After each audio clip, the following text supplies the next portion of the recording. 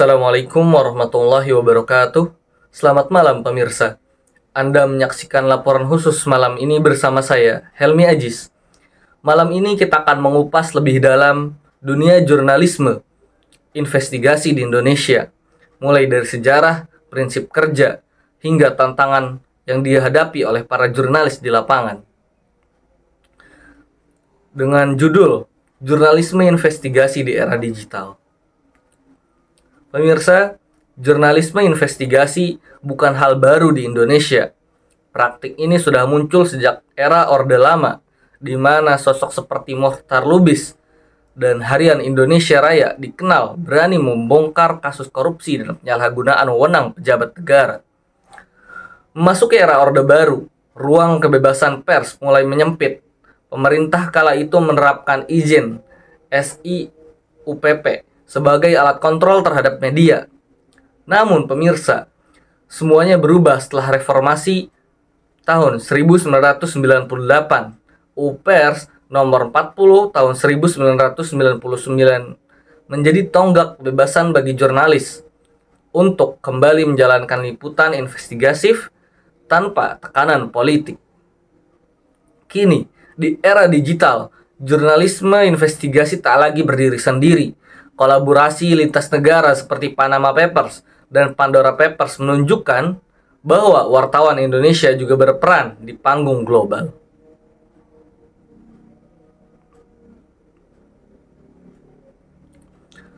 Pemirsa sekalian, liputan investigasi tidak terjadi dalam semalam.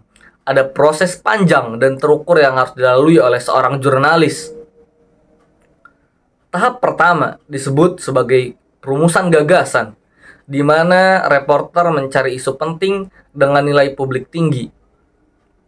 Selanjutnya, dilakukan studi kelayakan untuk menilai resiko dan sumber daya yang dibutuhkan.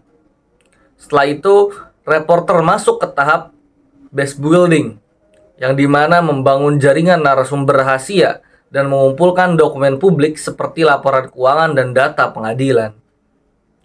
Tahap berikutnya, riset lapangan dan verifikasi informasi menjadi jantung dari kerja investigatif. Semua data harus diuji dari minimal 2 sumber independen. Dan akhirnya, hasil liputan disusun dalam bentuk narasi yang kuat, akurat, dan berpihak pada kepentingan publik. Proses ini bisa memakan waktu berbulan-bulan, bahkan bertahun-tahun, tergantung kompleksitas dan kasus yang diangkat.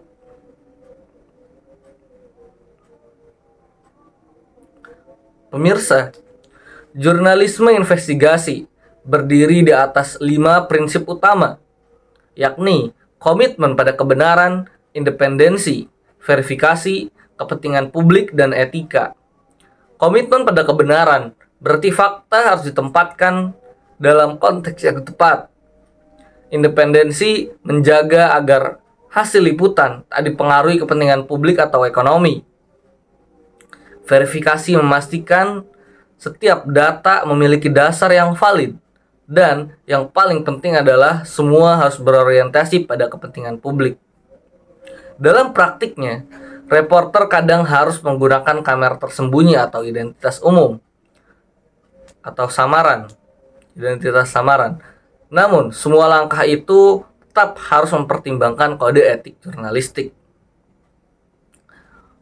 Dan pemirsa, berbeda dari jurnalisme harian yang bersifat reaktif, jurnalisme investigasi berangkat dari inisiatif dan rasa curiga jurnalis terhadap dugaan pelanggaran.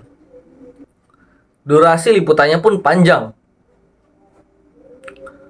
dan resikonya besar, mulai dari tekanan hukum hingga ancaman fisik. Namun, dampaknya luar biasa.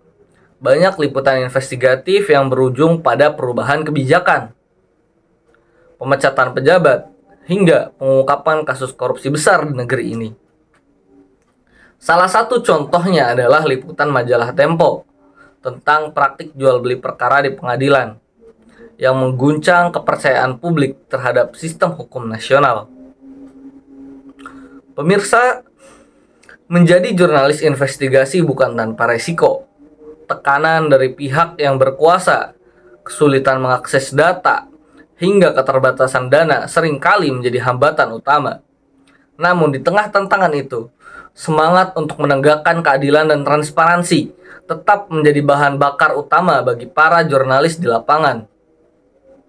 Dengan perkembangan teknologi digital, masa depan jurnalisme investigasi justru semakin terbuka. Data besar dan jejaring internasional kini menjadi alat penting dalam mengungkap fakta-fakta yang tersembunyi berdampak luas bagi publik.